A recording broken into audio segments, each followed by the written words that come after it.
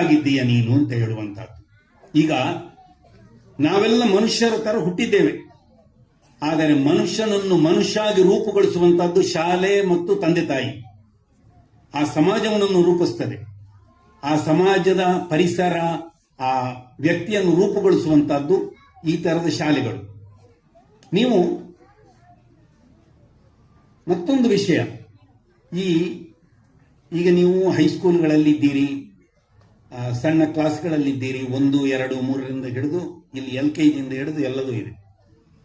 ನಾನು ಹೇಳುವುದು ಇಷ್ಟೇ, ಮಕ್ಕಳಿಗೆ ನೀವೊಂದು 10 ವರ್ಷ, 7-8 ವರ್ಷ, ಸಣ್ಣ ಮಕ್ಕಳಾದ್ರೆ 10 ವರ್ಷ, 12 ವರ್ಷ, ದೊಡ್ಡವರಾದರೆ ಅದರಿಂದಲೂ ಕಡಿಮೆ, ಫೋಕಸ್ ಆಗಿ ಸ್ವಲ್ಪ ಶ್ರಮ ವಹಿಸಿ ಸರಿಯಾದ ರೀತಿಯಲ್ಲಿ ಕಲ್ತರೆ